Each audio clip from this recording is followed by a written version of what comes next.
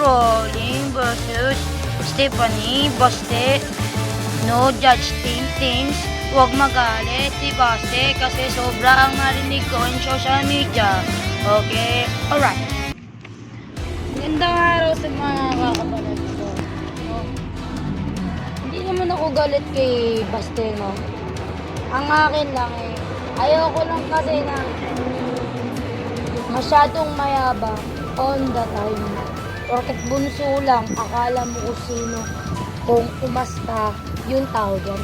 Para naman kay Harold, wag mo masyadong nilalait si Coco Marcos. Di porket pogi ka, kung mukha mo si Coco Marcos, pwede ka naman nalita ng ganito-ganyan. Aasahan mo yun ang umupo ng presidente. Excuse me sa mga matataas na tao dyan.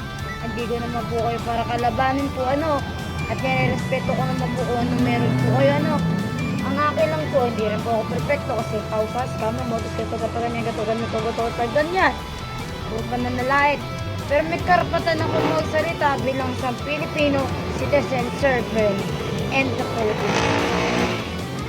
Kaya ito yun Una sa lahat, ang pinakamaling akala ng iba kay Baste, pwede na siyang umupong presidente. Ito pa, pangalawang mali din kay Baste. Kung akala mo, kung ang tatay mo, marami nagawa, mas masakit naman yung ginawa ninyo. Bakit? Kasi, pumatay kayo ng tao. Kahit anong gawin ninyo, criminal pa rin kayo. Sana, bigyan naman ng dignity ng lahat ng tao at lahat ng mayayaman na huwag kayong Rendon style na madamot sa pagmamahal, madamot sa ganito, madamot sa ganyan, madamot. Kasi, marami din sinira buhay. Isa ako na muntik ng paulit-ulit na masasaktan. Yung tao na nasaktan, pagmamahal sa muling tao, nakakala ko totoo naman siya talaga sa totoong buhay. Totoo naman talaga sa paninindigan sa Pilipinas ng public servant. Pero ang mali doon, pag may nagmahal sa'yo yung babae, alam mo katotoo sa'yo, magpakatotoo ka rin. Kahit ano pa, itsura niya, kung ano ba klaseng tao siya, hindi lahat ng tao, kung ano mga klase yung babae, pinapahalagaan. Ito po mali sa lahat Alam mo, mas dig ka pa nga ni Ate Sara. Mas matapang pa si Ate Sara. Ito, nananampal yan, nanununtok yan. Pero bilang Vice President, binago niya ang sarili niya, nagpakababae siya. Bakit? Kasi dapat, ganun ang babae no? Para naman kay Baste, hindi ko kailangan sobrang bait mo. Hindi pwede dito siga-siga, hindi ka tondo. Para kang batang kalye. Public, social media, men kayo. Sana, sa mga public artist dyan, gaya nyo yung mga artist na magpino, hindi yung akala mo, pagka kumilis kayo, akala nyo kung sino ko sa social media. Diba? Alam nyo, si Bongbong Marcos nga, presidente natin, sarap-sarap ng buhay, ay nakakala nyo. Pwede ka naman maging hero Simple lang. Hindi mo kailangan maging masyado. Ako nga simple lang Pero napagsasalitaan ko kayo. Pero ito yung mali sa'yo, Baste Sorry Sorry no. Sorry po sa nakakapanood. Nakalikupan ako.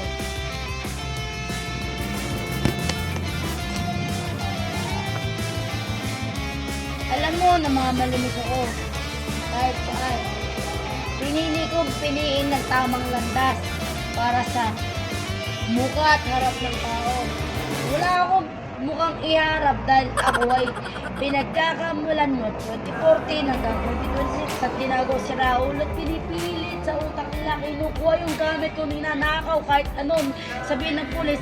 Kaya mga tangang tao ko naman. Kung ikaw sa sarili mo kaya mo maglinis sa Maynila, dugyot, ang baho, akala mo na kung ano, ganyan. Hindi ganun ang Maynila Sana naisip nyo maglinis sa Maynila. Isko Moreno, nagawa nga mga building pero ang iba dyan dugyot, matigas ang ulo. At ang kapal na mga mukha para laitin Nagalit ang presidente ngayon. Nagahalit si Marcos, tinaas ang rolyo ng gas ng langis. Kasi wala kayong ginawa kundi magpasikat at magpapogi lang sa social media at sa tao. Nasabi ko lang kay Harry ko, attorney ka nga. Pero sa akin, ayoko kasi ng lalaking hindi kontaman. Ayoko sa lalaking hindi makisama sa mga tao na dapat pakisamahan. Alam naman natin, ang pinaglalaban natin ay isa lang naman. Pero para sa akin, hindi naman ako upo na presidente ng Pilipinas. Para sa akin, lang naman, baste, continue pagiging pinaksiga mo sa lahat ng tao. Dahil kayo naman talaga, si Baste, sa lahat, sa Makati, or mga saksak sa akin, bla bla bla, ganito, ganyan, Stephanie, ganito, ganyan, si Cameron Boy, ganito, ganyan, para masira ako at mawala ang respeto ng lahat sa akin. Dahil wala kayong ginawang tama. Dahil kung may gagawin kong tama, sana ginawa nyo na noon pa lang. Binisin ng Manila, binigyan ng mga tao. Eh, iba natutulong sa kanya, hindi nyo man lang mabigyan. Puro kayo, selfish thing, like a Chinese thing. Tama ba yan? This is the wrong thing in the Philippines. That's why you are ruining it the wrong way. Because you people, you never give those people forgiveness and forgiveness and love. Puro selfishness. Ganun ba ang dapat ako po ng presidente ng Pilipinas?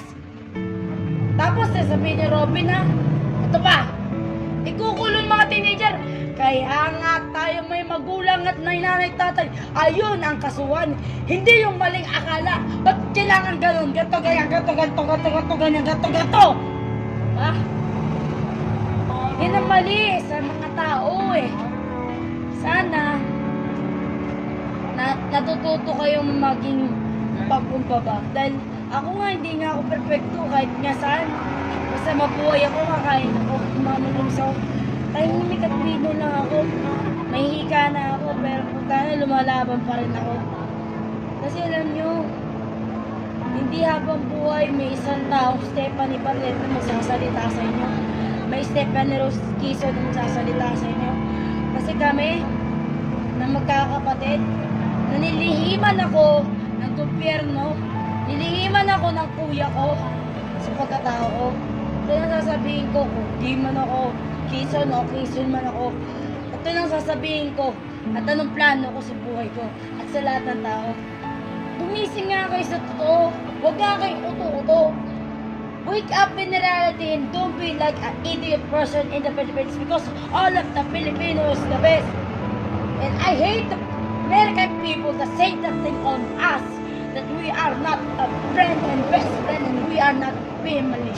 And I don't like in the Chinese people say bad things in the society that you are kidnapping the C of Marcosy, and this is not a Marcosy.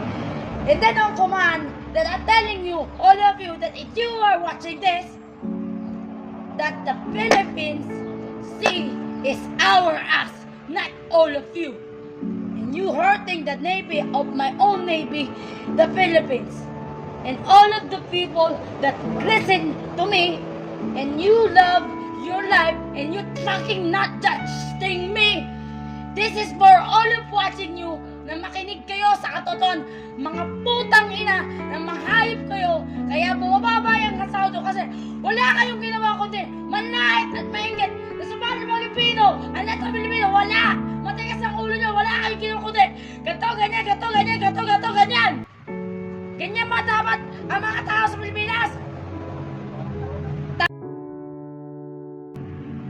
Sana naman, mahalin nyo naman yung anong meron tayo dito sa Pilipinas, dahil meron tayong yaman, kagandahan na kalikasan, pero pinapabayaan mo, kaya ozone layer, because of the sky, having the thunder things in Cebu, because you're always in social media, that you know na Jerusalem is built up there in Jose Rizal and Manuel A. Quezon. That's why the people and the society and God make angry with all of you. So, the new prophet and the God that I am the one that when I'm dying, you die. So, I owe secrets in my life that never tell to all of those people in black and white, never respect me, and that they're commanded what I telling of your fucking mind. You never ruin my life. I just pretending always, all the time, because to take care all of the united Earth, Mother Earth in this universe. So, in the 666, and all of the people, and the humanitarian people in the world, I want you to learn, the devil people, to learn how to sorry, how to forgiveness, and forgive those people. Because we are one nation, and because you're wrong, Daddy. Mama is the correction, because he gave me grow up these things, and just the century decades past in the history never ended the life what we made it. That's all I thank you to those people watching this video. Ah yeah, let's go motivated 3x3. Brandon Magbago, I love you. One nation in the Philippines. Devil or not devil, learning how to say sorry and forgiveness each other. Navy and everyone watching this video, because we are not somebody else. We're just a human being, but we are a human being that we take care our mother, we take care our life, we take care our nation, we take care our earth, because if the aliens take here, we die all. And I hope you know that thing. Not only Jesus Christ and the Republic, historical of spiritual thing, just believe in science too.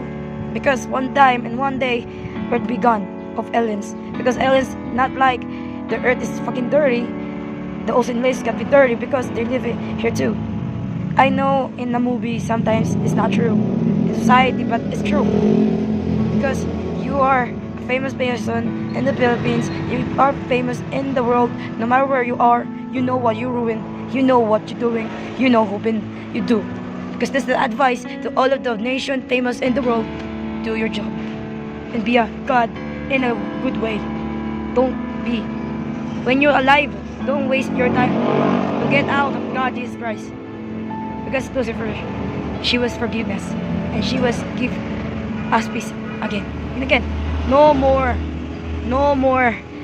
devil never learn how to say sorry. Because you see, who's the other? I always said that thing. Yes, Daddy. But I always saying that words that you're wrong, Daddy.